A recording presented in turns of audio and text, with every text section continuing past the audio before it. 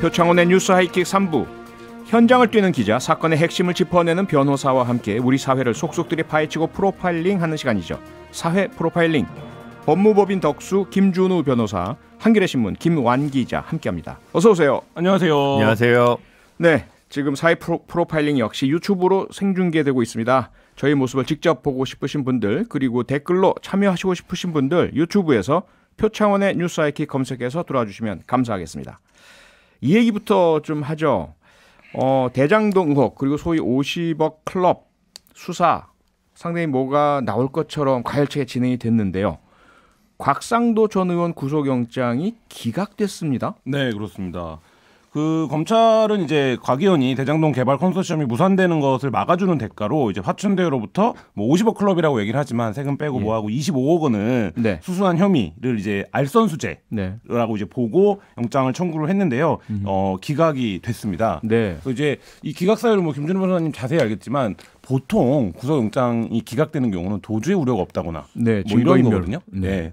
그러니까 인신을 구속할 이유가 없다. 뭐 이런 건데 이번 영장은 그거보다 한 단계 더 나가서 범죄 사실이 구속을 해야 될 범죄 사실이 있는지 소명이 부족하다라는 취지예요. 그러니까 이 얘기는 이렇게 돌려서 얘기하고 있지만 수사가 부실하다 이 얘기를 결국엔 한 거거든요. 그래서 검찰이 과연 수사를 제대로 하고 있는 것이냐, 뭐 동력이 있는 것이냐 이런 부분들에 대해서 좀 근본적인 의문이 좀 제기되고 있는 상황입니다. 그러니까 뇌물죄가 아니라 이제 알선수재죄로 적용을 한 거는 그 뭔진 모르지만 수사에서 잡힌 기록이 뭔가 청탁이나 예를 들어 뭐 하나은행 김정태 회장한테 청탁을 한 거 아니냐는 의혹이 지금 제기되고 있는데 그 시기가 곽상도 전 의원이 법률구조공단 이사장이던 시절의 일이기 때문에 이거를 공무원 신분은 아니니까 하여튼 그리고 좀 되게 애매해서 대가성도 애매해가지고 그 이제 직권이랑 상관없으니까요. 법률구조공단 이사장의 업무 권한 내에 있는 일이 아니라 이 말이죠. 네, 그렇죠. 그러다 보니까 금융인에게 뭔가 부탁하는 경우에 문제가 되는 이제 특경법상의 알선수재죄를 적용을 한 것이고 그렇다면 이제 그 이 곽상도 의원이 민정수석을 하다가 금방 이제 사퇴를 하고 구조공단 이사장을 하다가 그 다음에 이제 국회의원이 됐지 않습니까? 그러면 적어도 이 구조공단 이사장을 하던 시절에 뭐 김정태 회장이나 누구한테 가서 무슨 청탁을 했다는 증거나 혐의점이 있어야 되는데 그냥 그 부분에 관한 어떤 증명을 해내지 못한 게 아닌가. 돈은 오고 갔는데 이 돈이 왜 갔는지에 대한 이유들을 어느 정도는 좀 소명을 해내야 되는데 거기에 실패한 게 아닌가 싶습니다. 네, 사실 그런데 그 하나은행 컨소시엄까지 가고 김정태 회장 이렇게 들어가면서 압수수색을 하면 뭔가 그 증거가 포착되지 않을까 기대가 많았잖아요. 그러면 없기 때문에 못 잡은 건가요? 있는데도 제대로 못 있었다 하더라도 굉장히 천천히 압수수색 영장이 들어갔기 때문에 시간이 너무 이미 늦어서 증거인멸의 시기는 이미 놓치지 않았나 싶고요. 문제가 되는 거는 그래도 가장 비교적 바깥에서 보기에는 범죄 혐의가 좀 뚜렷해 보이는 그러니까 즉 50억 클럽 6명 중에서 이제 제일 뚜렷해 보이는 곽상도 의원의 영장이 기각이 되면서 그럼 나머지 5명은 더 어떻게 하느냐. 지금 그 6명이 인원이 사실 이제 뭐 특별히 근거가 있는 건 아니고요. 국민의힘 박수영 의원이 국회에서 밝힌 명단입니다. 국민의힘에서 밝힌 거고. 그럼 제일 쉬워 보였던 게 이제 곽상도 의원이었고 그 다음이 비슷한 수준이지만 박영수 특검이랑 그 다음에 이제 권순일 전 대법관. 어쨌든 여기까지는 돈이 뭔가는 흘러갔으니까요. 근데 그 다음에 그 머니투데이 홍 회장이랑 최재경 전 민정수석이랑 김순환 전 검찰총장 같은 경우는 지금 뭐 뚜렷한 게 더더욱 없거든요. 이 세 명까지 가기도 전에 제일 먼저 쉬운 곽상도에서 이제 약간 벽에 부딪혔으면 박영수 그리고 권순일 이 두 명에 대한 수사도 그렇게 쉽게 풀리지는 않을 것 같다라는 생각이 좀 많이 듭니다. 뭐 지금 김준우 변호사 말씀 주셨지만 50억 클럽 뭔가 정말 법조계 이번에 이 뿌리 깊은 썩어 빠진 그런 뇌물 뭐 알선수재 연결고리들 뽑히나 했는데 곽상도 전 의원부터 턱 걸리는 게 다른 사람들 50억 클럽의 실체가 밝혀질까요? 어떻게 그게 50억 클럽이라고 언론이 부르고 있지만 이 곽상도 의원의 50억도 사실 검찰이 밝혀낸 게 아니라 언론에 의해서 먼저 처음 보도가 됐던 거거든요. 근데 저는 뭐 그냥 느낌적인 느낌으로 말씀을 드리면 검찰도 그렇고 공수처도 그렇고 약간 무능을 컨셉으로 잡고 있다 이런 생각도 들거든요. 과거에 비하면 수사가 이해가 좀 안 되는 게 많아요. 왜냐하면 이 알선수재 역시 마찬가지인데 알선수재가 성립이 되려면 최소한 언제 청탁을 했고 장소는 어디였고 뭐 대상은 누구였고 그다음에 그 증거는 뭐고 상대방의 진술은 이렇고 이게 다 이제 맞아야 되거든요, 조합이. 근데 지금 언론에 보도된 바에 따르면 뭐 비공개로 조사를 했는지 모르겠지만 하나하나 행장을 소환해서 물어봤는지 뭐 이런 것들 안 나오거든요. 그러니까 제가 김성태 전 의원 그 딸 KT 특혜 청탁을 보도를 할 때 1심이 이제 김성태 의원이 무죄가 나왔는데 그때 이유가 뭐냐면 검찰이 청탁이 있었을 것이라고 봤던 장소에서의 결제를 누가 했느냐를 두고 김성태 의원이 원포인트를 굉장히 물어줬거든요. 식당이었죠. 네, 식당이요. 그래서 나는 거기서 결제를 하지 않았다. 저기가 올 수 없다. 이거를 굉장히 물고 늘어졌는데 그렇다 보니까 실제로 부정청탁은 있었지만 부정취업이 있었지만 이거를 이제 혐의를 적용하기가 모호한 이런 상황에서 1심이 이제 끝났고 2심에서는 유죄가 나왔는데 검찰이 수사를 보강해서 그때 이제 제가 취재기자로서 느낀 점이 수사를 굉장히 부실하게 했다. 왜냐하면 그럴 수밖에 없는 게 결과가 있잖아요. 예를 들면 부정취업이 됐다라는 결과가 있기 때문에 그 과정에서 어떤 과정이 됐는지를 면밀히 밝히는 거에 뭔가 좀 안일하게 대처한 게 아닌가 이런 생각을 취재기자로서 했었는데 이번 사건도 마찬가지인 게 50억이 갔다라는 결론은 이미 보도가 다 됐어요. 그러면 검찰 입장에서는 그 50억을 왜 줬겠어? 뭐 월 300만 원 받던 아들한테 갑자기 뭐 이렇게 접근을 해버리면 법리적으로 다 다투면 그 부분에서 그래서 곽상도 전 의원이 뭐라고까지 얘기했냐면 50억 클럽은 실체가 있는지가 의문이다 나는 이렇게 얘기를 했거든요. 이분들이 수십 년 검사 생활을 하신 분들이에요. 방어력이 굉장히 높으신 분들입니다. 이 검찰 수사에 대해서. 근데 이런 면을 고려하면 지금 김준호 변호사님 얘기한 대로 수사는 되게 늦게 시작했는데 얼마 수사하지 않고 갑자기 영장을 청구를 했거든요. 그러니까 이런 과정들이 뭔가 좀 석연치 않다. 이 수사 과정이 이런 생각은 듭니다. 김준호 변호사 법조인으로서 보실 때 과거에 지금 뭐 김한 기자 말씀으로도 우리들 뭐 청취자 여러분들도 기억에도 그러실 거예요. 과거에 검찰이 이런 유형의 사회적 이목이 집중된 사건에 수사를 한다 그러면 뭐 압수수색, 구속영장 거의 대부분 발부가 되고 1심 유죄는 거의 대부분 99% 이루어지고 근데 지금 부실이라는 이야기가 나오고 무능이라는 이야기가 나옵니다. 그게 지금 검찰의 잘못입니까? 뭔가 그 이유를 뭐라고 보세요? 저는 그게 조금 일단 되짚어 볼 게 한 3가지 정도 있을 것 같은데요. 하나는 그 예전에 우병우 전 민정수석도 대부분 무죄 났죠. 그렇죠. 진경준 검사장과 넥슨 김정주 회장 사이에 그 주식 준 것도 무죄 났죠. 그렇죠. 기소 잘했다고 칭찬했지만 사실 결과로 봤을 때는 무죄였습니다. 그 무죄인 걸 까먹은 사람들도 모르는 사람들도 모르는 분들도 되게 많아요. 그러니까 검찰의 수사는 90% 정도 90% 넘기가 유죄가 나오긴 하지만 10%는 항상 좀 이런 특히 사회적으로 관심 있는 사건에서는 변호인도 세게 붙고 이러다 보면 검찰이 이제 뭐 그 단순히 검찰권을 가지고 있다는 이유만으로 유죄를 입증해내는 게 원래 좀 만만치 않은 부분이 하나는 있습니다. 첫 번째 그거고요. 그런 게 하나 있고요. 두 번째는 어쨌든 좀 너무 늑장 수사였다는 부분이 좀 있는 것 같아요. 이번 사건에서 호흡이 좀 어디서부터 잘못됐다고 얘기하기가 되게 좀 어려운데, 그러니까 정영학, 남욱, 뭐 정민용 이런 분들, 즉 대장동 시행 사업의 핵심이 됐던 분들부터 먼저 구속되고 나서 나머지의 뇌물을 줬거나 뭔가 청탁을 했거나 아니면 로비스트로 좀 사용하려고 했던 인맥들에 대한 걸 늦게 했단 말이에요. 근데 원래는 이분들을 먼저 하고 핵심으로 가야 되는 건데 사회적으로는 이분들이 높은 분들이에요. 그러니까 사회적으로 죄송하지만 지위 고하가 있다고 얘기를 하는 게 좀 부적절할 수는 있겠습니다만 어쨌든 장관 이상급을 하신 분들을 수사를 뒤에 한 거죠. 그러다 보니까 이쪽 분들이 뭔가 충분히 논리를 보강하거나 증거인멸 가능성이 많이 더 쉬웠던 부분도 있지 않을까라는 생각이 좀 들고 수사에 있어서 그 지금 김 변호사님 얘기한 대로 예우가 있었다는 게 권순일 전 대법 같은 경우에는 비공개로 그것도 토요일 날 소환했거든요. 그러니까 토요일은 뭐 그 여의도나 서초동에 계신 분들은 다 알지만 기자들이 쉬는 날입니다. 그러니까 이게 최대한 언론 노출을 안 시키기 위해서 비공개인데도 토요일 날 소환 조사를 했거든요. 근데 이제 이게 그러면 이제 그런 어떤 제스처 하나하나가 검찰의 수사 의지가 있는 거냐로 결국 비추는 거거든요. 그게 제가 하려던 세 번째 얘기였습니다. 세 번째 얘기였습니까? 제가 인터셉트를 아니 괜찮아요. 제가 너무 분량이 많아도. 그럼 좀 슬프긴 하네요. 네. 우리가 그동안 오랜 동안 법 앞에 평등 이야기 그렇게 주구장창 얘기를 했고요. 우리가 뭐 사회적 신분, 경제력의 차이에 따라서 여러 가지 불평등을 겪고 있지만 적어도 두 가지. 하나는 투표, 네. 1인 1표 이거는 누구나 평등하잖아요. 네. 두 번째 법 앞에 예, 범법을 했다면 누구나 똑같은 절차에 의해서 수사받고 재판받고 그 처벌받아야 한다. 근데 그게 앞서 이제 김준호 변호사께서 그렇게 표현하면 안 되지만이라는 말씀 주셨지만 사실상 현실적으로 그런 지위 고하에 따라서 수사의 대상과 방향 시기가 달라진다. 좀 슬퍼 보입니다. 또 다른 문제가 있습니다. 공수처에서 지금 역시 가열차게 수사하고 있는 고발 사주 의혹 손준성 검사 구속영장 다시 청구했습니다. 오늘 밤 김준호 변호사 어떻게 보세요?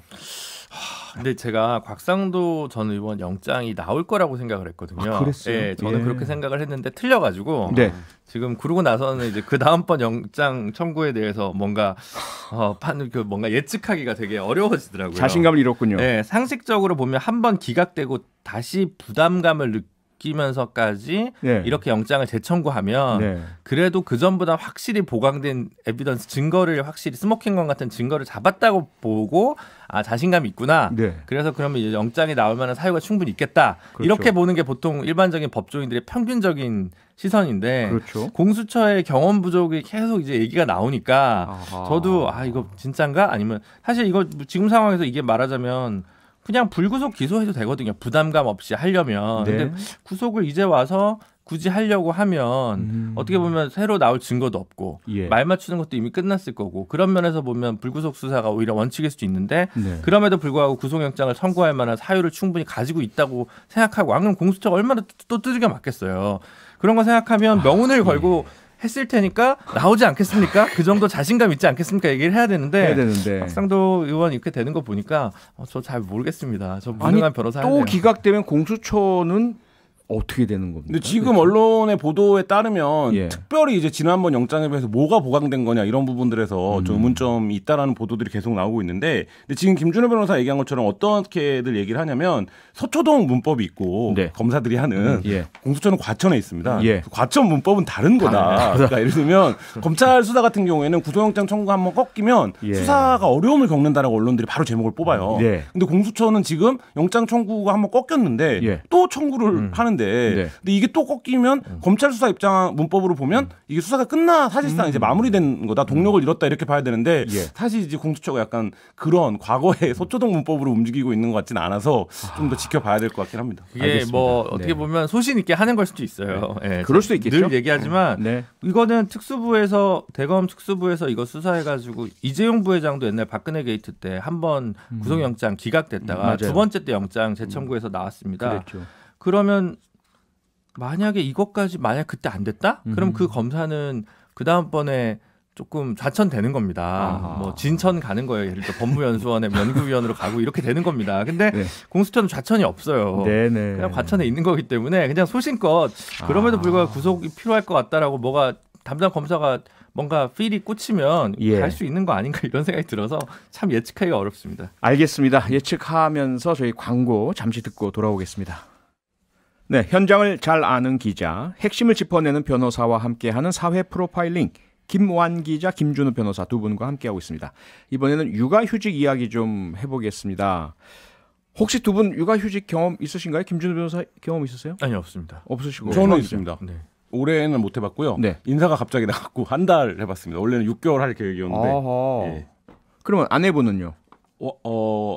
와이프는 두 번 다 했죠. 제가 애가 둘인데 두 번 다 육아휴직을 했었습니다. 네, 육아휴직하고 뭐 전혀 문제 없이 직장 계속 다니셨고요? 뭐 지금 문제 없이 다녔는데 네. 근데 여러 가지 뭐 말은 하지 않지만 애를 예. 키워야 되니까 어쩔 수 없었지만 네. 이제 손해 보는 부분들이 당연히 있죠. 손해 보는 부분들이 있고 그게 이제 이렇게 제대로 된 스텝, 레귤러한 스텝을 못 따라가다 보면 네. 어느 순간에는 이렇게 확 많이 도태되는 경우들이 있잖아요. 직장 네. 생활 하다 보면 네. 승진이나 이런 부분들에서 예. 그런 거에서 확실히 불이익 같은 것들은 느끼시고. 좀 느끼는 것 같더라고요. 뉴스아이킥의 송명석 PD 아내분이 15년 전에 육아휴직을 하셨다가 결국은 그런 부분들을 느끼시다가 직장을 아예 그만두셨다고 제가 전해 들었습니다. 그리고 제 아내는 한 20년 가까이 전에 그 당시 육아휴직 자체가 거의 뭐 유명무실한 상태였기 때문에 둘째 아이 출산하고는 결국 그만뒀어요. 뭐 그런 아픈 경험들 가지신 분이 많으실 텐데 서울 영등포에 있는 한 국공립 어린이집 보육교사가 임신을 했습니다. 그래서 육아휴직을 하려고 하니까요. 원장이 피임을 왜 하지 않았느냐 라면서 폭언을 하고 휴직 신청을 거부한 이런 일이 있었다면서요? 맞습니다. 이게 이제 어린이집에서 있었던 일인데요. 그러니까 이제 육아휴직을 내야겠다라고 얘기를 했더니 왜 계획 없이 임신을 해서 나한테 피해를 주냐 이렇게 얘기를 하면서 엄청 이제 폭언을 하고 육아휴직과 출산휴가를 줄 수 없다 이렇게 답변을 한 거예요. 그래서 이제 더 요청을 한 거죠. 그러니까 2차례 더 육아휴직 관련된 요청을 이제 원장에게 했는데 3월부터 실업 처리를 하고 실업급여를 주겠다 그러면 이렇게 이제 답변을 한 거예요. 그래서 그 이제 과정, 이제 육아휴직을 요구하는 과정에서 엄청 이제 복수 이제 뭐 남들 보라는 듯이 굉장히 과도한 업무량을 주고 이제 배에 아기가 있다는 걸 알면서도 굉장히 이제 뭐 듣기 거북한 욕설이라든지 뭐 그다음에 밤 9시가 넘어서까지 야근을 하라고 지시한다든지 뭐 이런 이제 부당한 업무 지시가 계속 된 건데 그 과정에서 이 원장이 보육시설을 책임지고 있는 사람이 맞나 싶은 게 뭐 임신한 게 유세냐 뭐 이런 식의 발언까지 했다고 이제 지금 이 피해자가 호소를 하고 있는 그런 상황입니다. 네, 김준우 변호사 물론 이제 피해자의 이야기입니다. 뭐 상대방 이야기는 아직까지 우리가 확인은 못했지만 만약에 이 이야기들이 사실이라면 뭐 윤리적 도덕적 비난이야 분명하지만 법적으로도 문제되는 거 아닙니까? 네, 그렇죠. 그 육아휴직은 이제 남녀고용평등과 일가정 양립 지원에 관한 법률 길어요.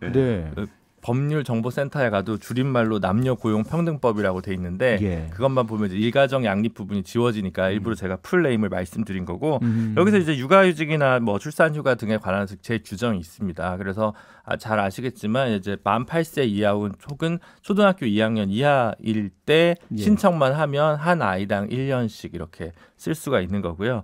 뭐 일부 공직이나 뭐 이런 데서 3년씩 쓸 수 있는 거는 거기 취업 규칙에 따른 것이지 법적으로 있는 최소 기준이나 최대 보장할 수 있는 것은 1년 이내입니다. 그래서 그거를 요구했는데 적정한 이유 없이 만약에 들어주지 않은 경우에는 이건 당연히 이제 벌금이 처해지게 돼 있거든요. 특히 이렇게 막 해고를 한다거나 불합리한 처우를 한 경우 3년 이하 징역, 3천만 원 이하 벌금에 처해지게 됩니다. 아니 그런데요, 이 영등포구청 이 관할 그 기관이죠.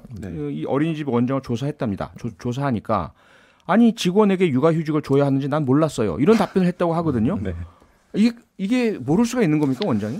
뭐 모를 수 없다고 생각하는데 본인이 이제 그렇다라고 하더라도 육아휴직을 요청하는 직원이 있으면 당연히 그럼 이게 제도적으로 어떻게 처리해야 되는 것인가를 알아보는 게 당연한 이제 의무라고 생각이 들고요. 몰랐었다 하더라도 그렇죠. 하더라도요. 근데 이제 이런 겁니다. 제가 이제 뭐 육아휴직을 안 주는 기업들이나 작은 회사들을 취재를 하다 보면 육아휴직자가 발생하면 대체 인력을 뽑아야 됩니다.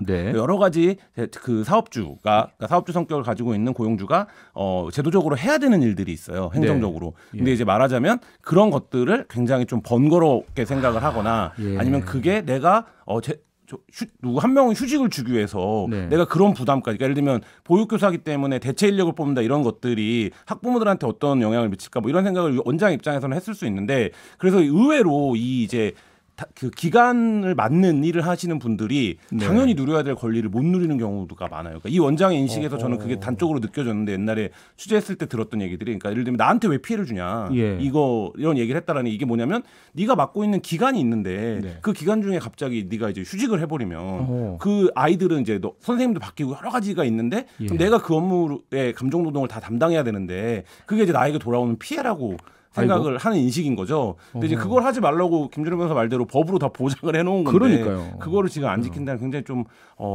화가 나는 일입니다. 여전히 기본적으로 이런 일이 이제 사실 이른바 5인 미만 사업장, 작은 사업장에서 많이 일어납니다. 이제 사업주 입장에서는 대체 인력을 뽑고 뭐 해야 되는 것까지 해야 되는 거냐라는 식으로 있고 이제 오히려 그럼 새로운 사람을 그냥 뽑는 게 좋겠다 이런 식으로 되게 편의적으로 생각을 하다 보니까 이런 일들이 좀 비일비재하게 일어나는 거고 오히려 대기업에서는 돌아왔을 때의 어떤 뭐 인사 차별이나 이런 게 있을 수는 있겠지만 육아휴직 자체를 못 쓰게 하거나 이런 일을 이제 상상하기는 좀 어려운데 작은 곳일수록 이렇게 문제가 되는 것 같고요.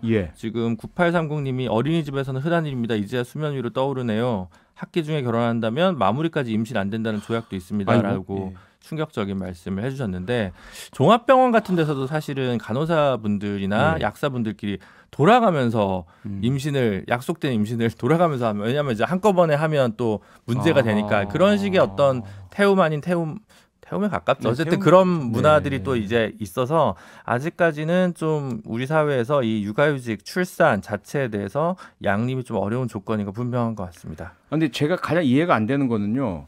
어린이집은 어린이를 보호하고 교육하는 곳 아닙니까? 네. 그런 곳에서 임신 자체에 대해서 이렇게 불이익을 주고 부당하게 불법적으로 탄압을 한다는 게 이게 모순 아닌가요? 네, 뭐 얼마 전에 분유파는 회사에서 육아휴직에서 돌아온 여성 직원을 엄청 네. 이제 노동 조건을 그 가혹하게 해갖고 결국에는 내몰려고 했던 일도 있었는데 그래서 그 그때도 악명 높은 남모 네. 그때도 굉장히 예. 사람들이 분노를 했죠. 어떻게 예. 애들 분유를 파는 회사에서 그럴 맞아요. 수가 있냐. 맞아요. 근데 이것도 사실 지금 아까 어떤 분이 문자 보내줬지만 제가 이제 들었던 말씀이랑 맥이 닿는 얘기인데 예. 이 어린이집에서 이게 굉장히 조건이 가혹합니다. 그러니까 예를 들면 어린이들을 보육한다라는 의미에서 이제 학기 초에 담임교사가 결정되면 이 학기를 어쨌든 책임져 줘야 된다. 이게 이제 그리고 대부분 어린이집들이 작은 어린이집 같은 경우 이건 뭐 국공립 어린이집이니까 규모가 작지는 않을 것 같은데 적은 교사 수를 이거나 이런 식으로 이제 되어 있으면 원장의 어떤 이제 지배력 이런 것들은 굉장히 강하고 뭐 그런 상황들에서 그 선생님들도 차마 이제 어떻게 못하는 이런 일들이 사실 의외로 우리 주변에 많이 있습니다 요즘. 7272님이 문자 주셨네요. 집사람이 어린이집 교사입니다. 시아버지가 돌아가셨는데 휴가 안 된다고 안 보내주기도 하거든요. 네. 아니 참 사람이 네. 중심이고 사람이 중요하지 않습니까? 그리고 사람이 살자고 일도 있고 직장도 있는 건데 그 사람을 그냥 도구나 부품으로 보고 왜 일에 지장 일어나게 나에게 피해 일어나게 왜 임신을 하냐 왜 휴직을 하냐 이런 태도를 가진다는 것 자체는 기업이든 어떤 조직체를 운영할 그 자격조차 없는 거 아닌가요? 그러니까 이 돌봄 노동자들의 노동권 문제가 최근에 이제 많이 이슈로 제기되는데 지금 이제 문자 보내신 분들 같은 게 핵심인 거예요. 그러니까 우리가 굉장히 네가 없으면 이 아이들 어떻게 할 거냐라는 논리로 그 사람의 정당한 노동권이라든지 혹은 의무사항들을 제약하거든요. 근데 이제 그러면 그 돌봄 노동자들의 수를 늘려야죠. 아니면 그거를 그러니까. 최대한 그렇게 못한다라고 하면 네. 정당한 경제적 보상이라도 해주던가 뭐 이렇게 돼야 되는데 학교 돌봄 노동자들 대부분 비정규직이고요. 예. 우리가 알지만 어린이집 보육교사들 굉장히 처우가 낮습니다.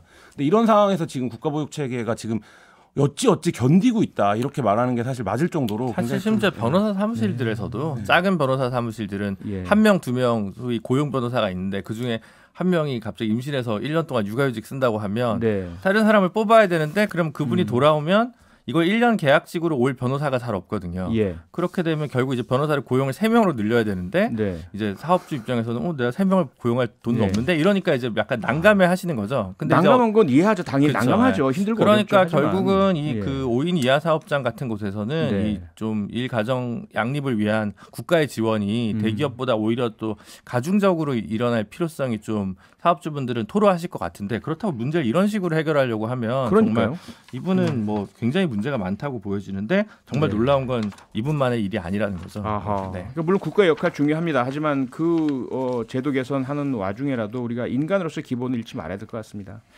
이번에는 태아 산재를 신청한 아버지 이야기 좀 해보죠. 태아 산재. 네. 태아가 산업재해를 입었다는 얘기인가요? 네, 맞습니다. 그러니까 삼성전자 디스플레이 공장에서 일했던 남성 노동자 얘기인데요. 예. 사업장의 독성 물질 때문에 이제 자녀가 선천성 희귀 난침병을 앓게 됐다. 그러니까 이건 산업재해다 이렇게 신청을 한 건데요. 예. 이 태아 산재가 제가 이제 2018년도에 저희가 한겨레 21이라는 매체에 있었는데 그때 네. 이제 그 처음 보도를 했었습니다. 그래서 이제 그게 제주의료원에서 판례로 성립이 됐어요. 그러니까 예. 왜 그러냐면 지금까지 그 이전까지의 산재는 근로자를 대상으로 하는 법률이었습니다. 네. 그러니까 태아는 어쨌든 근로자는 아닌 아니죠. 거다. 이게 예. 이제 기존의 판례였는데 그때 예. 이제 제주의료원에서 그 처음으로 그 소송이 제기되고 간호사들에 의해서 독성물질을 다뤘던 간호사들이 집단적으로 유산을 한다든지 아니면 이제 그 희귀병을 앓는 아이들이 이제 심장 관련된 공통 질환을 갖는 아이들이 여러 태어났는데 그게 이제 그 문제 때문이다라는 걸 처음 인정을 받았는데 예. 그래서 이 아이도 마찬가지인 거죠. 그래서 이 아버님이 자기가 그 현장에서 다뤘던 어떤 그 독성 물질 때문에 자기 아이가 이제 그 희귀 질환을 앓게 됐는데 이게 네. 그러면 산업재해가 아니냐 이 부분에 대한 이제 청구를 한 겁니다. 예. 그러니까 지금 대법원 판례가 나온 건 작년이에요. 네. 말씀하신 제주도 사건이 2014년에 처음 이제 제주도에서 아마 됐을 거고 네. 아마 그래서 이제 쭉 행정법원까지 와가지고 이제 왔는데 예. 이제 대법원에서 나온 거는 결국 이제 태아의 건강 손상은 여성 근로자의 노동 능력 상실과 상관없이 어쨌든 이게 문제가 있으면 업무상 재해에 해당한다. 예. 이렇게 판시를 한 거고요. 어허. 오늘 지금 환노위에서 요 관계 법령이 이제 그 전에 해석상의 다툼이 있으니까 대법원까지 간 거잖아요. 그래서 네. 그걸 반영한 부분이 아마 환노위 대환으로 해서 오늘 상임위에서는 통과가 된 것 같더라고요. 근데 네. 제가 오는 길에 의안정보 시스템 접속했는데 오늘 한 거니까 아직 그게 대안이 뭔지를 몰라가지고 제가 그 구체적 내용까지는 못 봤는데 어쨌든 이게 뭐 장기적으로 어쨌든 좀 반영이 될 필요가 분명히 있어 보이는 것 같습니다. 근데 그 어머니 산재는 어머니 네. 사건은 산재로 인정되는 경우가 외국에도 많이 있고 우리나라에도 지금 말씀하신 것처럼 판례 확립이 됐는데 아버지는 지금까지 이번이 처음인가요? 처음입니다. 예, 처음이고요. 그래서 예. 이 부분을 어떻게 지금 이제 판단할 거냐 네. 이게 굉장히 좀 중요한 어떤 갈림길을 만들어낼 수 있는 판단입니다. 뭐 이게 되려면 의학적, 유전학적인 어떤 입증이 이루어지고 해야 되겠네요. 맞습니다. 그 처음으로 판례를 만들어냈던 제주의료원 같은 경우도 제가 네. 이제 주변에서 바로 옆에 친한 기자가 취재를 했었는데 예. 독성 물질을 다뤘다는 모든 사실이 인정되고 이 어머니들이 간호사기 때문에 네. 의학적인 어떤 인과관계나 이런 거를 증명하는 데 있어서 굉장히 일반인들보다는 유리한 입장이었어요. 네. 네. 근데 본인들이 어떤 물질을 다뤘는지도 잘 알고 아하. 근데도 그 판단이 나오는데 한 10년쯤 걸렸거든요. 행정법원에서 그렇군요. 이거 뭐 또 뭐 고등법원에서 지구 뭐 대법원에서 다시 이겼나 이랬던 사건일 거예요. 그래서 예. 그럼 앞으로 아버지 산로 인한 태아 산재도 갈 길이 멀군요. 네, 맞습니다. 여기까지 하겠습니다. 지금까지 김완 기자, 김준우 변호사와 함께한 사회 프로파일링이었습니다. 수고 많으셨습니다. 감사합니다. 평일 저녁 6시 5분에 여러분을 찾아갑니다. MBC 라디오 표창원의 뉴스 하이킥.